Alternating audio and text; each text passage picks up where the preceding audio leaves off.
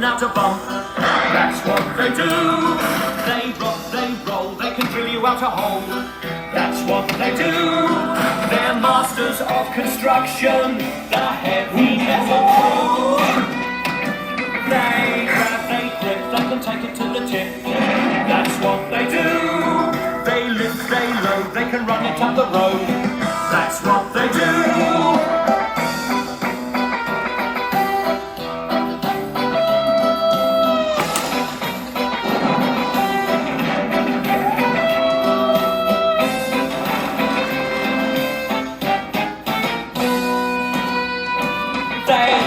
They scratch, they can fetch another batch. That's what they do. They drag, they drop, they can take it to the top. That's what they do.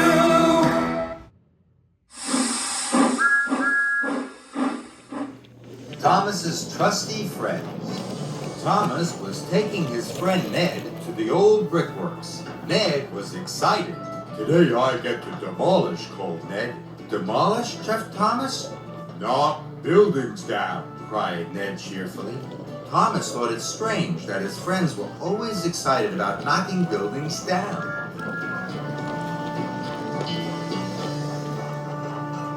Miss Jenny had shown the foreman the demolition plans. "It's time to go to work," she said. "And remember..." "Safety first," cried Ned and Oliver.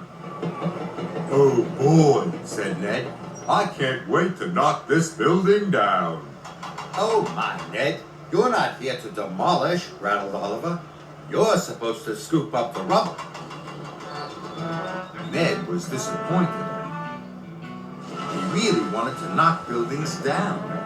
Ned was usually in trouble for breaking things, but today it wouldn't matter. Soon, Oliver was fitted with a wrecking ball. "Knock this wall down first," the foreman called. "Stand back, if you please," called Oliver. Said Oliver. The wall didn't fall down. Oliver swung his wrecking ball as hard as he could. The wall still didn't fall down. "We need a bigger wrecking ball," cried the foreman. In no time, Oliver was fitted with a bigger wrecking ball. But still, the wall didn't fall down. "Can I help?" Ned asked hopefully. "No," said the foreman. "This is Oliver's job." Ned was sad. "This is the strongest wall I've ever seen," said Oliver's operator. Then the foreman checked the wall again. "We'll send for an even bigger wrecking ball," he said. Ned had gone back to loading rubble into Thomas's freight cars, but his heart wasn't in it. "Ned," shouted Thomas, "the rubble goes in the freight cars." "Sorry," said Ned. He was dreaming of knocking buildings down. Finally, Oliver was fitted with the biggest wrecking ball he had ever lifted. He aimed very carefully, and he swung with all his might. But the wall didn't fall down. "Oh, bother," said Oliver. "This building will never come down," groaned his operator. Ned was still dreaming of knocking buildings down and wasn't watching where he was going. "Look out!" cried his operator. But it was too late. The chimney rocked. The bricks crumbled. The workmen and the foreman took cover.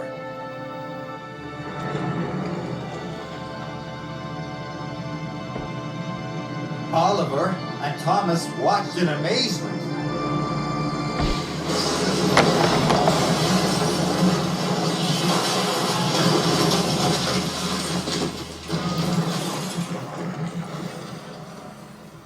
"Oops," said Ned. "Hooray!" cheered the workmen. "Ouch," said Oliver. "Oh! Oh!"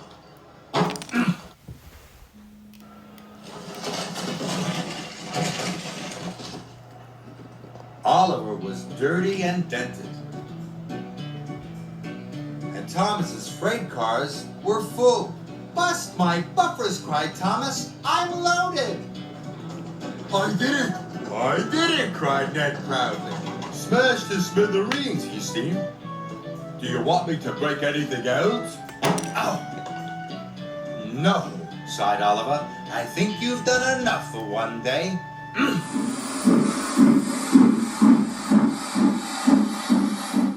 Alfie Has Kittens. It was a beautiful day on the island of Sodor. Thomas was bringing his friend Alfie to a demolition site.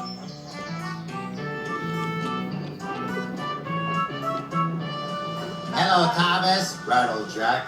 "Hello, Jack," puffed Thomas. "I guess everyone likes demolition," said Thomas. "I love demolition," said Alfie. "It's when we get to knock buildings down." "That's supposed to be fun?" asked Thomas. "The best fun," cried Alfie, and he swooped down the ramp. "Look out, small fry," boomed Max. "I'm not a small fry," said Alfie crossly.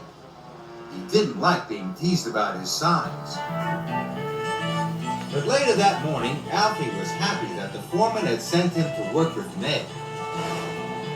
Ned wouldn't make him feel small. But as Alfie pulled up, Ned swung his bucket. "Watch out!" cried Alfie. Sorry, said Ned. I didn't see you. You're smaller than you look. This made Alfie feel even smaller. Later, Alfie was working hard. "Hurry up, half-pint," teased Monty. "Not half-pint," greased Max. "It's small fry." Alfie was upset.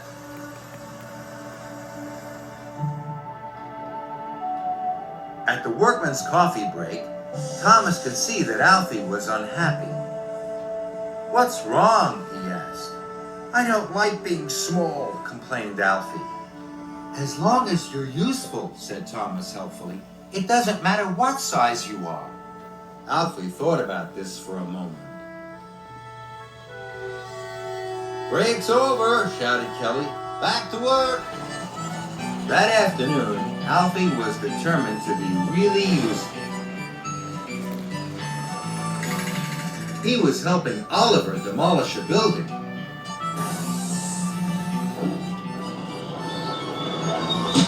Oliver's giant scissor claw grabbed the top of the wall.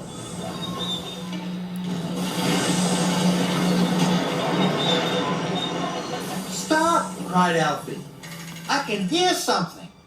Everyone stopped work. But no one could hear a thing. "I already checked inside," said the foreman. "Small fry is hearing things," sneered Max. "I did hear something. I really did."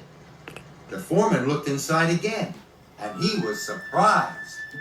"There's a mother cat in here, and she's got kittens." "We must rescue them," said Alfie. "The building isn't safe," said the foreman. "I can't send my men in there." "I'll go," said Alfie bravely. "I'm small enough to fit in." In no time, Alfie wriggled inside. The building creaked and plaster flew. Alfie held up his scoop for the cat and kittens to jump in. "Here, kitty, kitty," Alfie coaxed. But the cat and kittens didn't move. Suddenly, the upper wall started to crumble. "Hurry, kitty, kitty," Alfie cried. But it was too late. Quick as a wink, Alfie covered the cat and the kittens with his scoop. And just in time. "Meow," said the cat. "Meow, meow," said the kittens. "Phew," said Alfie. The cat and kittens were safe. "Well done," said Miss Jenny.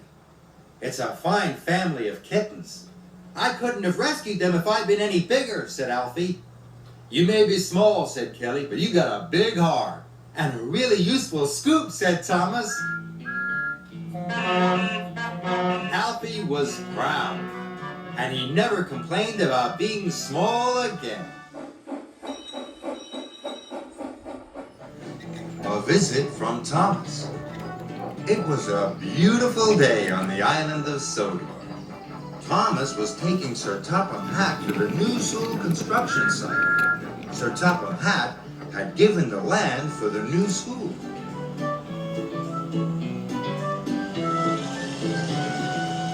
Thomas's friends were all busy preparing the site. A school is the proper use for this land, Sir Topham Hatt said proudly. Let me show you the football field, said Miss Jenny. Buster was having a wonderful time rolling the earth flat. It'll be a great football field, said Miss Jenny. Great, said Sir Topham Hatt.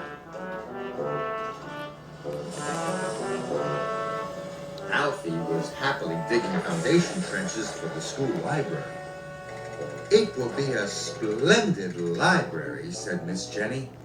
Splendid, said Sir Topham Hatt. And this will be the swimming pool, she said. She explained that Oliver had to dig carefully. Obviously, a swimming pool must have very straight sides, she said. Obviously, said Sir Topham Hatt. He was impressed. Soon, his visit was over, and he was on his way home.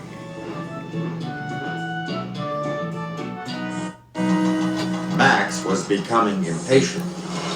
Hurry up, he scowled. But Oliver would not be hurried. He was determined to dig carefully. Suddenly, his bucket hit something hard. He slowly scraped away the earth. Hurry up there, roared Max. But I found something, cried Oliver.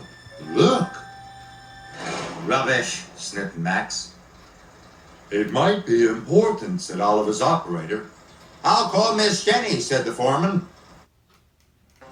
And Miss Jenny called Sir Topham Hatt. And Sir Topham Hatt called the experts. Amazing, said the expert with the red mustache. This is a dinosaur bone. A dinosaur bone? Said Ned. Dinosaurs were animals that lived a long time ago, said Miss Jenny. Their bones are all that's left. Well, Oliver, said the expert with the fuzzy beard, I wonder if you'd do some more digging for us. Yes, sir, beamed Oliver. He was excited. Soon the experts roped off the area. Oliver changed over to his smallest chisel. This job called for delicate digging.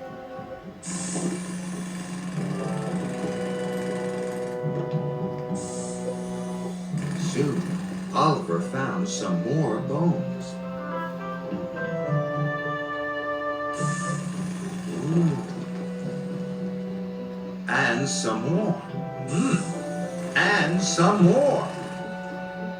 He had uncovered the skeleton of a whole dinosaur.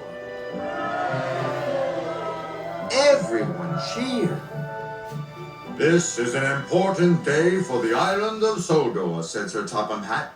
Thanks to Oliver's careful digging, said Miss Jenny. It makes me proud to be an excavator, said Alfie. A man with a camera even took Oliver's picture.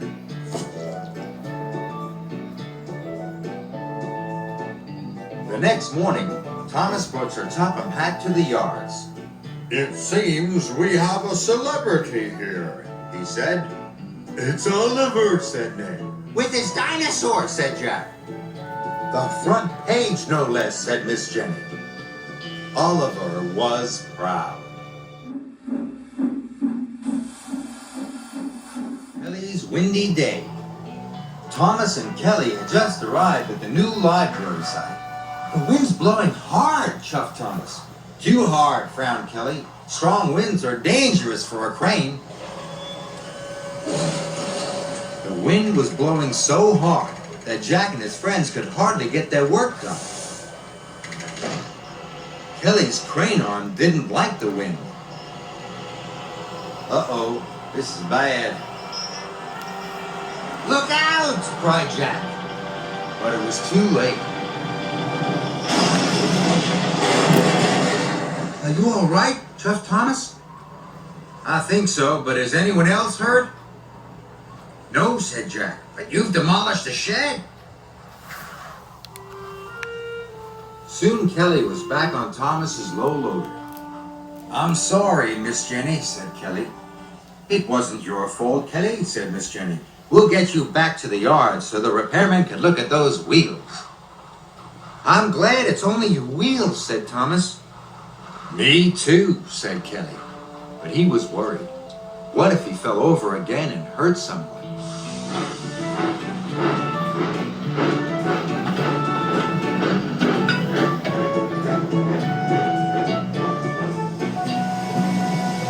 That night, the wind blew and the rains pounded down.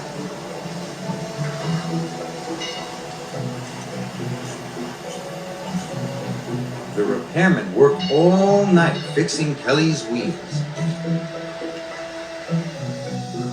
The next morning, the sheds were empty.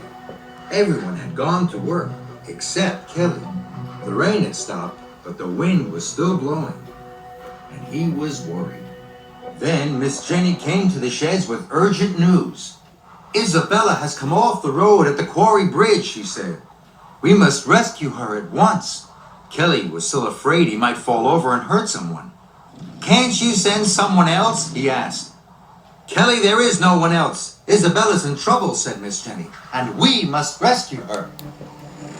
Isabella was scared. She didn't like teetering on the edge of the road like a seesaw.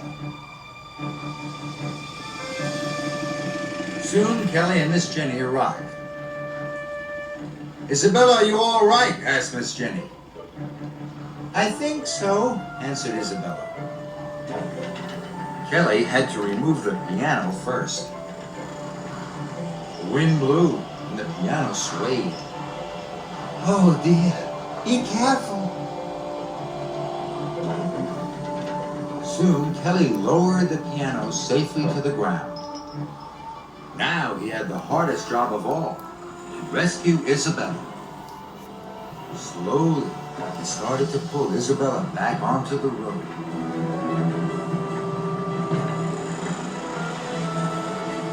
The wind blew harder. Isabella began to teeter. Oh! Kelly was worried. He stopped. What's wrong? Cried Isabella. The wind's too strong, said Kelly. You can do it, Kelly, called Miss Jenny. You can do it! Kelly knew he couldn't let the wind stop him. He started his winch again. He pulled harder. And harder.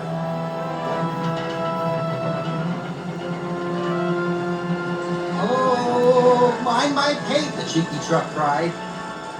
Isabella was finally back on the road. Phew. Well done, Kelly, said Miss Jenny. Well done. Thank you, Kelly, said Isabella. At last, Kelly had his confidence back. Isabella was on her way again. And Thomas could see that Kelly was happy. On site with Thomas. It was a simmering summer day on the island of Sodor.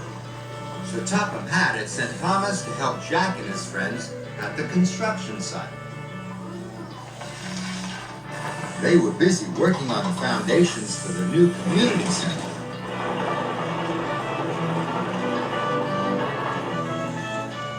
Patrick was pouring concrete for a new platform.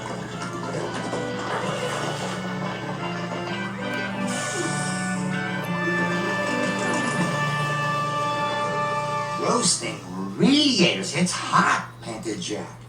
Makes my boiler ache, said Thomas. Out of the way, young'uns, teased Patrick. Someone important coming through. What makes you so important, huffed Jack? Concrete, rattled Patrick. We're important too, said Alfie. But I'm the most important, said Patrick. He's a bit cheeky, puffed Thomas as he chuffed away. But Alfie and Jack were curious. Who was the most important? Jack couldn't wait to ask Byron. Is Patrick the most important? Asked Jack. Nonsense, said Byron. Patrick can't pour his mushy concrete until I level the site. That makes me the most important. Alfie made a beeline for Oliver. Slow down, purred Oliver. What's got you racing around in this heat? Patrick said he was the most important, panted Alfie. Is that true?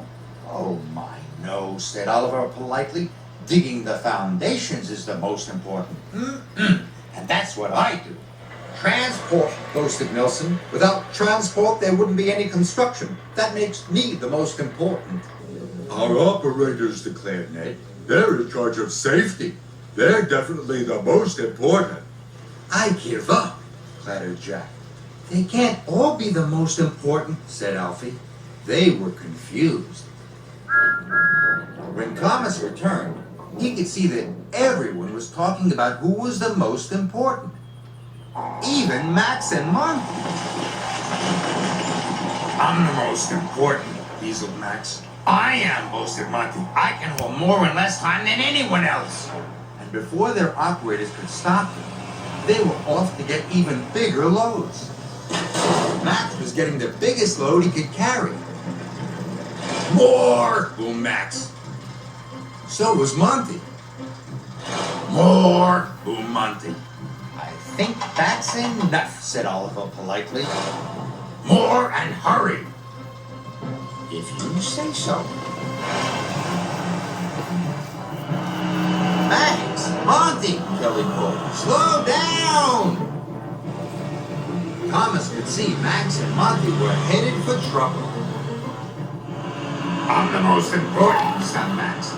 I am, blasted Monty. I am.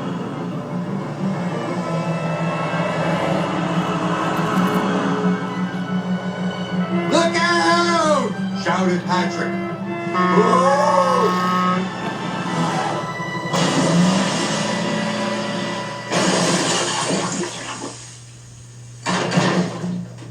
Flatten my fenders, shouted Monty. Not my fault, called Max. My beautiful concrete, moaned Patrick. My beautiful blue paint, moaned Thomas. Miss Jenny was cross when she heard the news. I'm very disappointed in you two, she said to Max and Monty. You've caused a lot of trouble. And look at poor Thomas. We were only trying to show who's the most important, groaned Max. You're all part of a team, said Miss Jenny. There's no such thing as most important. Not even Patrick, clattered Jack. Patrick, scolded Miss Jenny. Were you bragging about concrete again? I might have said something. Jack owns up. Thomas's friends were excited. He was taking them to the warehouse. Jack couldn't wait to get to work. Hurry, Thomas, he called. I'm going as fast as I can, chuffed Thomas. Don't mind Jack, called Alfie. He's always in a hurry. Soon, Thomas had delivered Jack and Alfie to the warehouse. Miss Jenny warned them all about the very busy site. So you must be careful, she said. Anyone causing an accident will be sent back to the yard immediately, added the foreman. Ned was worried. He sometimes caused accidents, but he didn't want to be sent back to the yard. Don't worry, Said his operator. I'll make sure you don't back into anything. Everyone was working very carefully.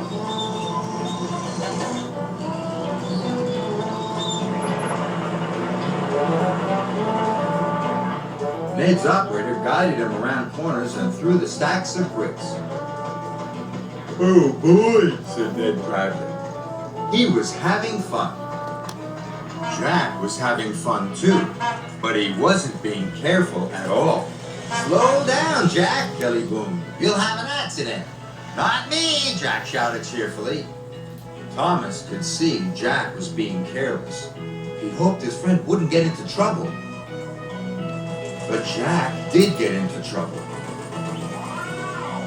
He backed into a stack of roofing slate and smashed it into tiny pieces. "Blistering buckets," said Jack. He looked around. No one had seen him break the slate, not even his operator. Jack knew he had been naughty, but he didn't want to get sent back to the yard. So he filled his bucket full of gravel and drove away. Ned didn't see the broken slate and rolled right over it. "Ned!" cried his operator. "You've knocked over the slates!" I didn't do it, protested Ned. "It wasn't me." But there was nothing Ned could do. It was an accident. His operator would have to call Miss Jenny.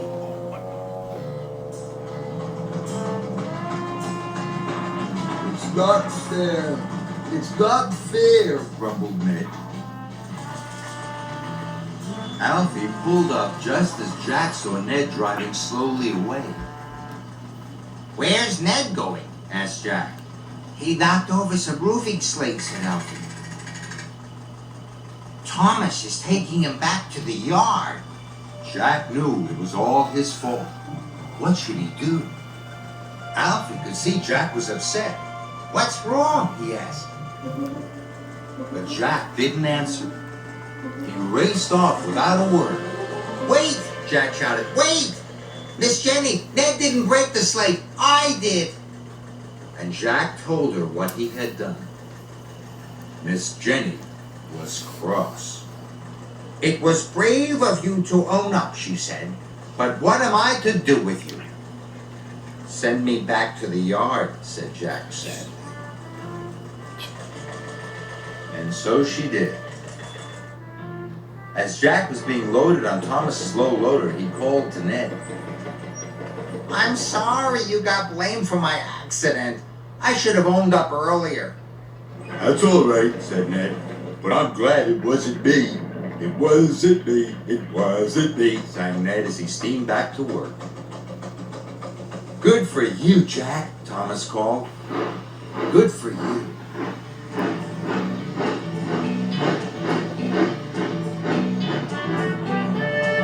All the way back to the yard, Jack felt good. Deep down in his pistons, he knew he'd done the right thing.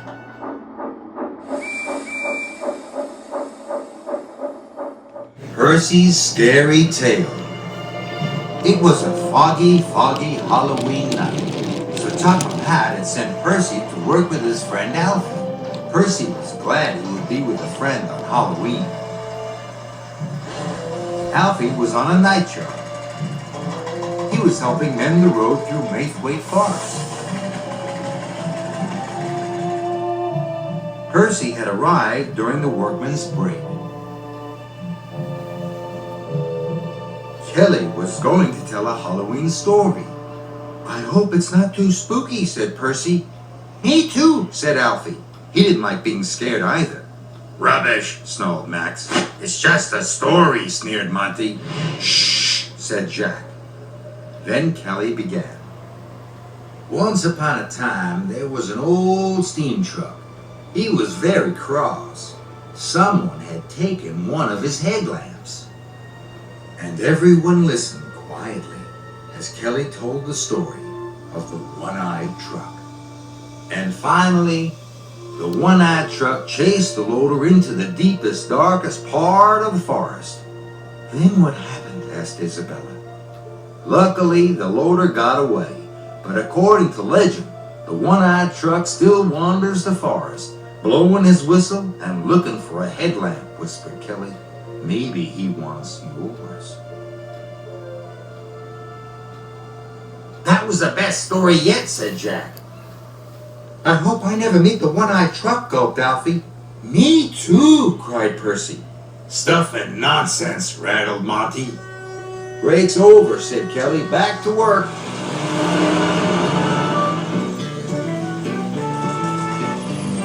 Percy liked working with Alfie.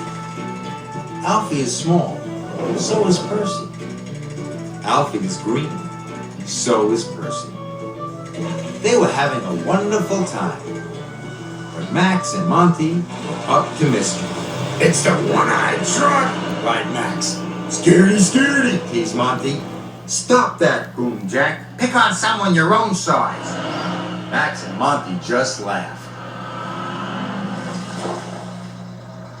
Later, Max and Monty had settled down.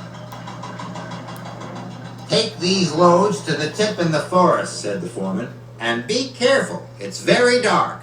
Yes, sir, said Monty and Max, and they left. As they drove deeper into the forest, it got darker and darker. The woods were full of spooky shapes and shadows. It was very scary. Suddenly, Max and Monty didn't feel so brave. What was that? Clattered Max. An owl, said Monty. At home.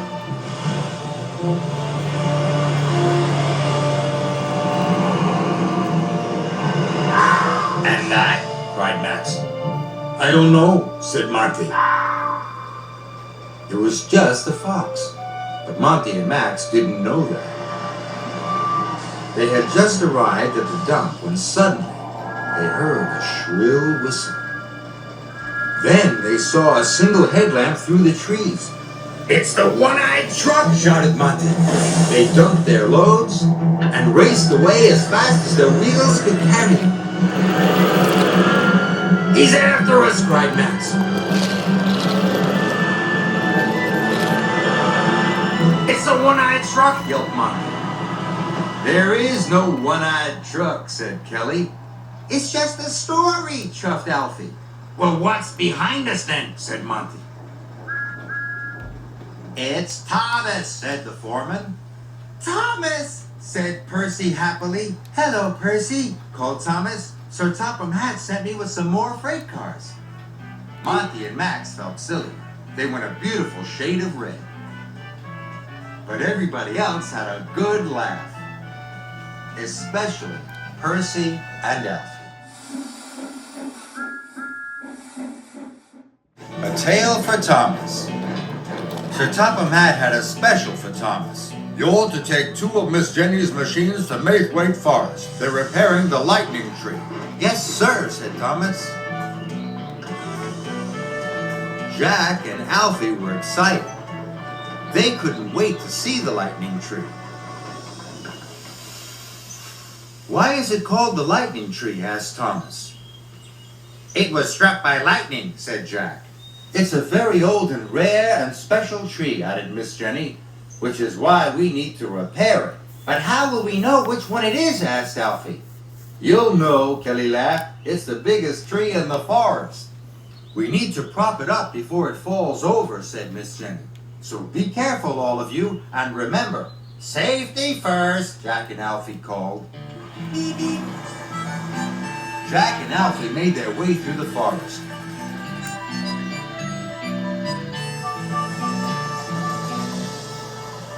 Look, gasped Alfie. The lightning tree, cried Jack. The foreman had inspected the damage. Roots were pulled up. The lightning scar was long and deep. The tree looked like it would soon topple over. Jack and Alfie approached very slowly. They had remembered what Miss Jenny said about being careful. But Max and Monty were racing recklessly through the forest. Look out, cried Alfie. You'll hit the tree, shouted Jack. But it was too late. Max crashed into Monty and Monty crashed into the lightning tree. Who put that there? Grumbled Monty. The tree's falling down, shouted Jack. Not my fault, called Max. We must save it, cried Alfie. Help, Jack! I'm coming, called Jack. Move aside, little fella, said Oliver. Oliver braced his mighty arm against the tree, but the tree was too heavy. Kelly, shouted Jack, we need more help. Before long, Kelly was helping too.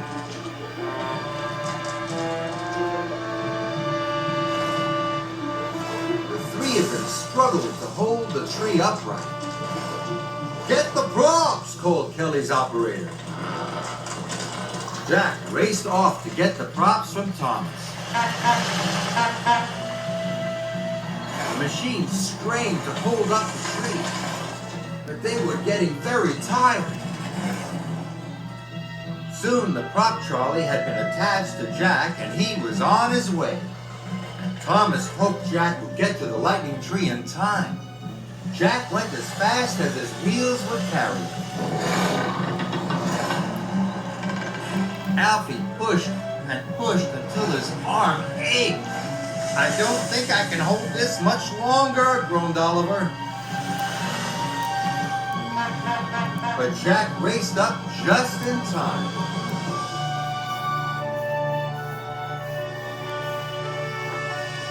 The workmen soon attached the props. The lightning tree was safe. "Hooray!" groaned Alfie. Miss Jenny was pleased. "A terrific job," she said. "The lightning tree is saved." Kelly, Oliver, Jack, and Alfie were proud. "But no thanks to you two," she said to Monty and Max. "You'll return to the yacht immediately." Max and Monty were ashamed. They knew they were in trouble. Later, Thomas was taking Alfie and Jack back to Miss Jenny's. "Look!" cried Alfie. You can see it from here, called Jack. It was the lightning tree. Thomas was glad it was saved.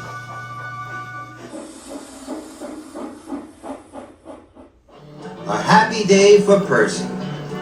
It was a gray, cloudy day on the island of Sodor. Percy was taking Alfie and Jack to Kronk Station. Jack and his friends were going to prepare the site for a new repair shed. But rain had made the site a muddy, mucky mess. "Mud can be dangerous," warned Miss Jenny, "so remember." "Safety first," said Byron proudly. "And that means no carelessness," she said to Max and Monty. Yes, Miss Jenny, they clattered. Jack and Alfie were having a wonderful time. Alfie liked mud. This was the muddiest mud he had ever seen. "Mud! Glorious mud!" Alfie shouted as he spun around. Byron was working very carefully. His cuts were straight and precise. "Look at that," he chugged. "A work of art." But no one noticed how carefully Byron was working. Max and Monty were still up to no good. "Bust my buffers!" cried Percy. "What do you think of my trench, Oliver?" Byron asked proudly. But Oliver didn't answer. He was too busy trying not to sink in the mud. Byron was upset. He wanted someone, anyone, to say, "Well done." Max and Monty were still up to no good. Ready? Go! "Watch out!" shouted Alfie. But it was too late. Max broke the water supply pipe. Water gushed everywhere. Suddenly, Alfie was sinking into a muddy hole. Help! He cried. "I'll get him!" clattered Jack. "No!" shouted the foreman. "You'll get stuck too!" A workman shut off the water. But there was no way Alfie could get himself out. "Byron!" Miss Jenny cried. "Can you help Alfie?" "I'm coming, Alfie!" he shouted. Byron could see Alfie was sinking in the mud. "Grab my blade!" called Byron. Alfie reached down.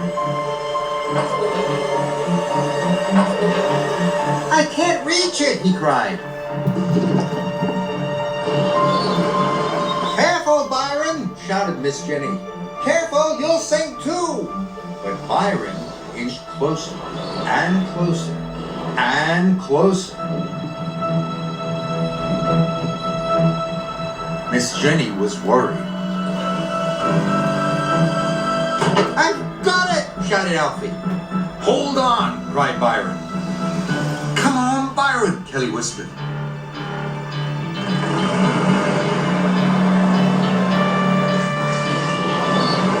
Byron struggled and pulled and strained.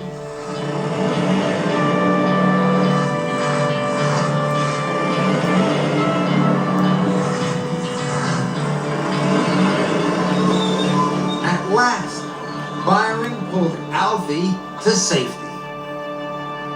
Alfie was happy to be out of the mud, and Percy was glad his friend was safe. Well done, Byron, he said. Yes, well done, said the foreman. Well done, shouted Kelly. Well done, shouted everyone. Byron was proud. He had more well dones than he knew what to do with. That night at the yards, Miss Jenny had stern words for Max and Monty. You'll be spending the next 3 days in your sheds, she said, and you should be ashamed of yourselves. You could have seriously hurt someone with your callousness. We're sorry, Miss Jenny, said Monty and Max. And they truly were.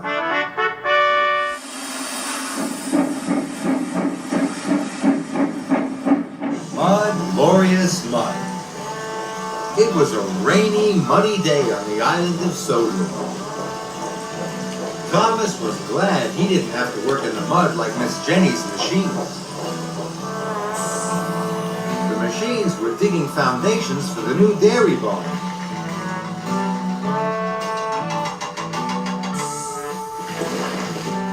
Isabella was driving very carefully. She didn't want to get dirty. Isabella never wants to get dirty. Hurry up, rattled Alfie. You always take the long way around. I take the clean way around, puffed Isabella. Suddenly, Alfie's engine sputtered. Help, he cried. I'm out of diesel. The rest of the machines were running out of fuel too. Jack sputtered and stopped. I can't even bounce my bucket, he said. Without more diesel, we'll never finish this job on time, said Miss Jenny. The foreman had bad news. The fuel truck's broken down, he said. It can't bring the diesel. I'll call Sir Topham Hatt, said Miss Jenny. We need to get some diesel fuel to Miss Jenny, said Sir Topham Hatt. Thomas, I want you to leave for Kronk Station immediately. Yes, sir, chuffed Thomas. It's a good thing you steamers don't use diesel, said Miss Jenny. Isabella, I'm sending you to meet Thomas. So off with you, and be careful. Isabella gritted her gears and steamed off for Kronk Station. And she was hoping she wouldn't get too dirty.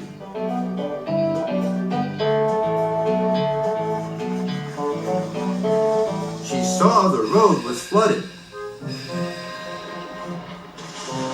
Water was up to her axles, and Isabella's paintwork was getting dirty. But she didn't stop. Thomas was steaming as fast as he could to get the fuel to Isabella.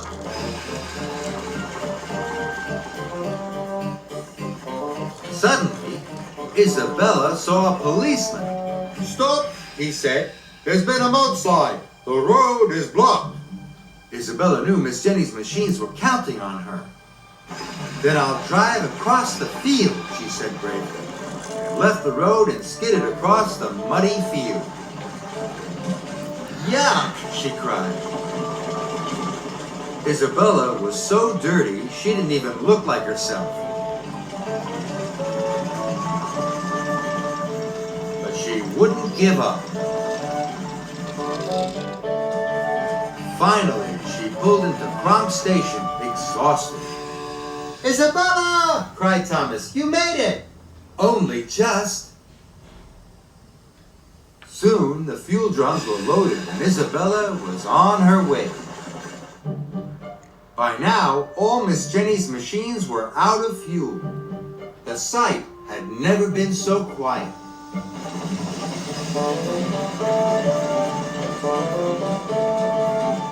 Isabella sloshed and splashed and struggled through the muddy water.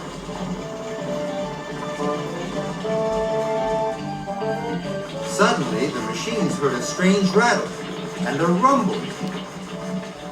The muddiest, grubbiest flatbed truck they had ever seen steamed through the gates. "Isabella!" cried Alfie. "You made it!" cried Miss Jenny.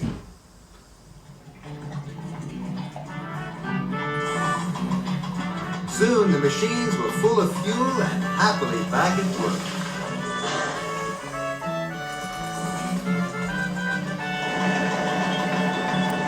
"You've been really useful," beamed Miss Jenny. "A job well done." "I knew she'd do it," boasted Jack. "You should be proud of yourself," Miss Jenny said. "I am," answered Isabella, "but I could use a washdown."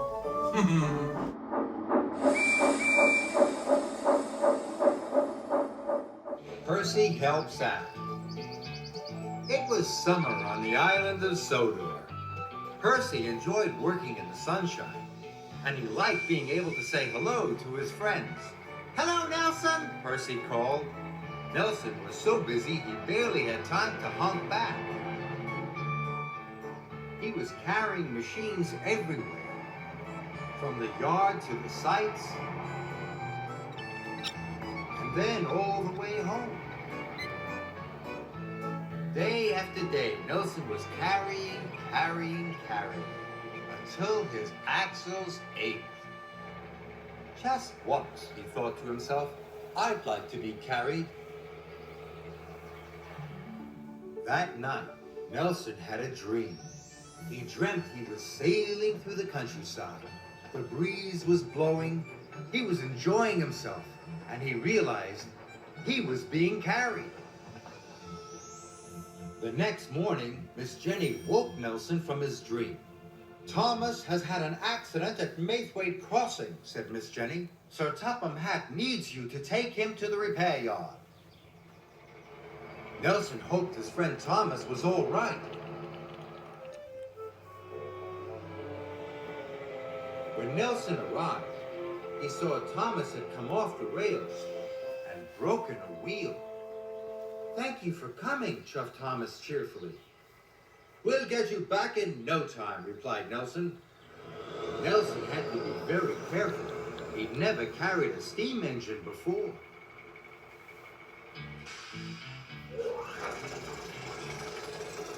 Thomas's driver and Nelson's operator set to work at once.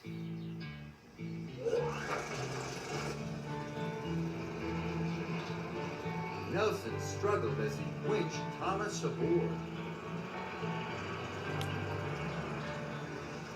"Whoa, you're heavier than a bulldozer and a steamroller put together," Nelson exclaimed. Thomas was surprised. "I'm only a tank engine," he said.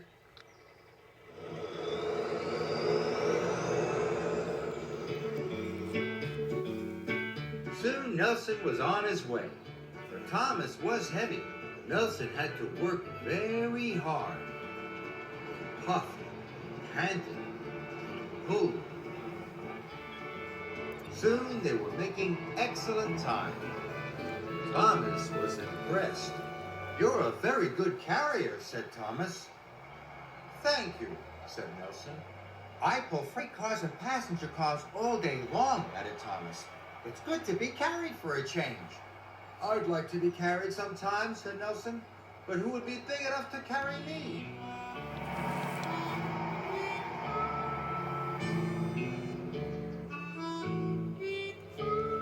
Soon they arrived at the repair yard.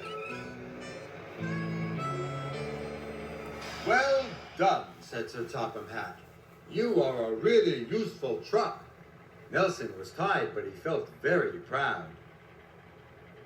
"You can leave Thomas on the low loader," said Sir Topham Hatt. "Miss Jenny needs you back at the yards immediately." Yes, sir, said Nelson. I'll drive as fast as I can. That won't be necessary, said Sir Topham Hatt. I'm taking you, cried Percy. Nelson could not believe what he had heard. Soon, Nelson was aboard Percy's low loader, and with a shout of, "Thank you, everyone," they were off. Percy was giving Nelson a splendid ride. It was as magical as he had dreamed. The sky was blue, the trees were green. All Nelson had to do was look and listen as the beautiful Sodor countryside rolled peacefully by. "What an excellent day," said Nelson cheerfully. Percy was happy. His friend was enjoying himself.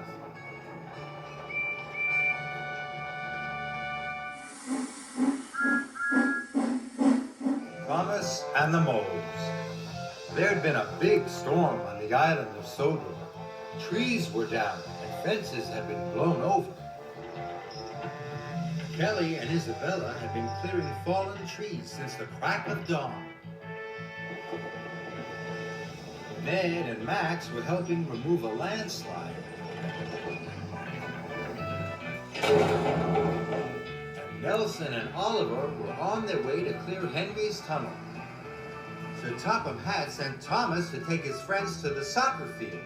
"We must leave immediately," said Miss Jenny. "The car park is covered with fallen trees."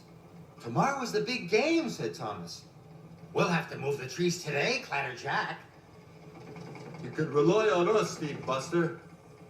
"I'm sorry, Buster," said Miss Jenny kindly, "but this is a job for lifters, pushers, and haulers." Buster was sad.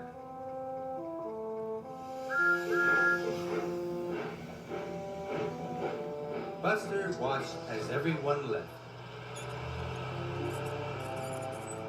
Everyone's got a job but me, He said. Thomas knew his friend Buster was unhappy. Nobody likes to be left out.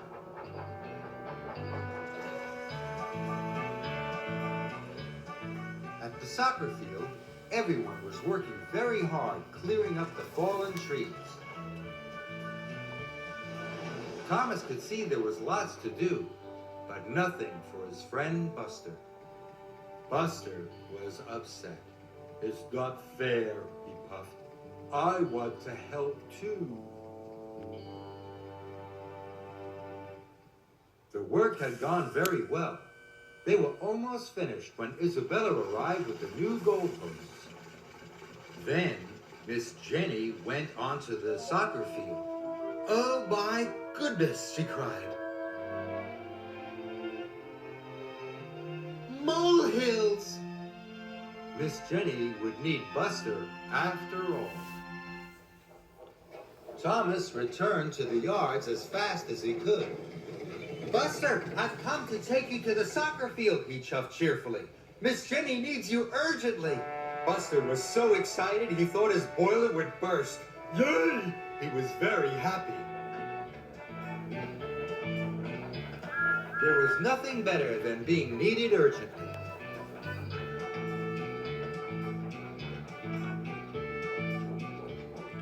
Soon, they arrived at the soccer field.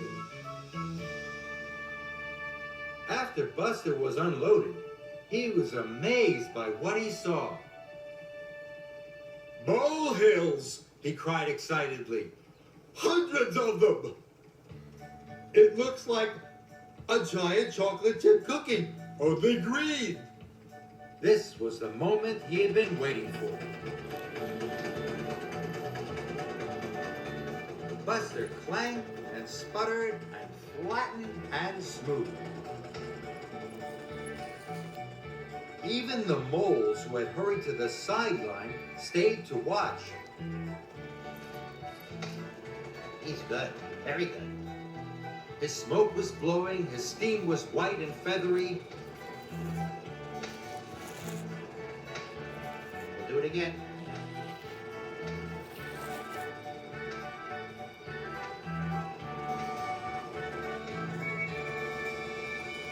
In no time at all, the soccer field was flat again. Well done, Said the coach. The game can start right on time, said Isabella. Everyone congratulated Buster, but Miss Jenny gave him the nicest praise of all. She told him simply that he'd been really useful. Buster was proud. And all the way home, Thomas could see that Buster was happy. It's a grand thing to be really useful.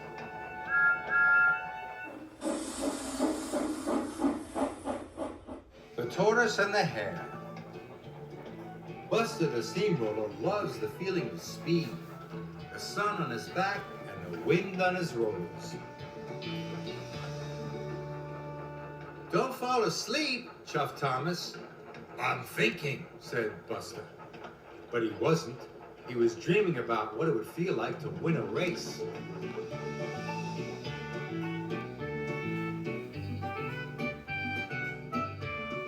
Thomas had brought Buster to the Sodor Auto racetrack, where his friends were working.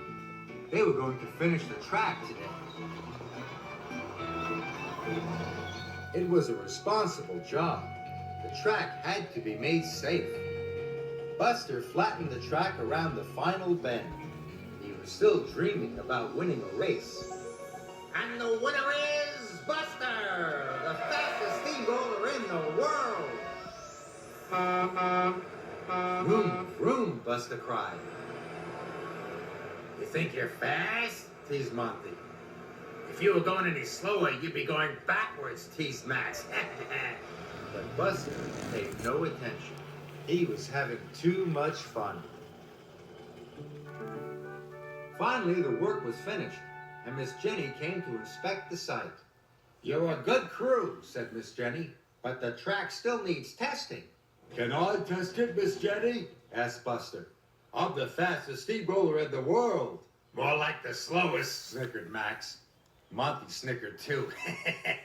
Perhaps all three of you should test it, said Miss Jenny.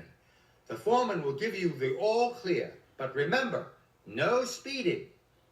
Of course not, said Monty. But Max and Monty knew they were going to go as fast as they could. They waited for the foreman to give the all clear signal. I'm ready, cried Buster. You couldn't beat a snail, said Max. Not even a sleepy snail, added Monty. The foreman raised his flag. Max and Monty were speeding away.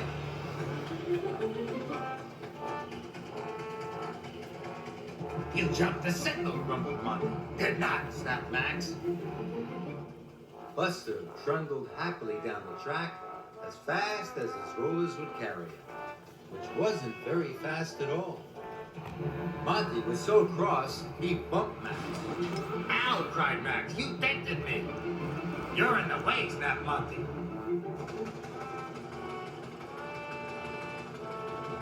Max was still cross with Monty. He decided to bump him back. Before they knew it, they skidded off the track and into a ditch.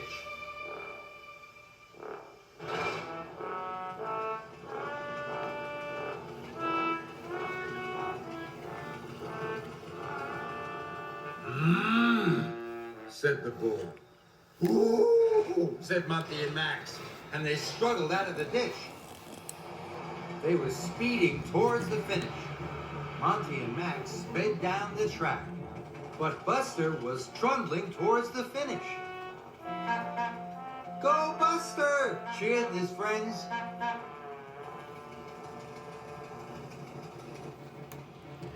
No, said Monty. It can't be, said Max.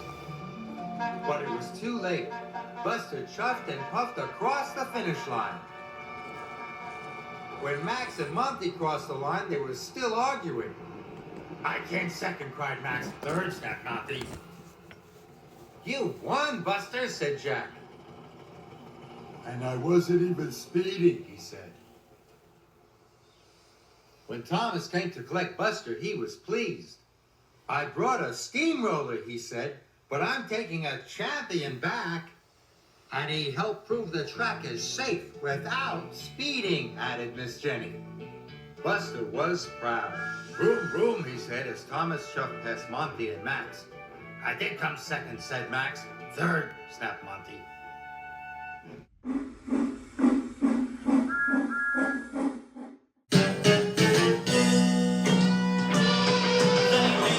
dump, they can flatten out a bump. That's what they do. They rock, they roll, they can drill you out a hole. That's what they do. They're masters of construction, the heavy metal crew. They grab, they grip, they can take it to the tip. That's what they do. They lift, they load, they can run it up the road. That's what they do.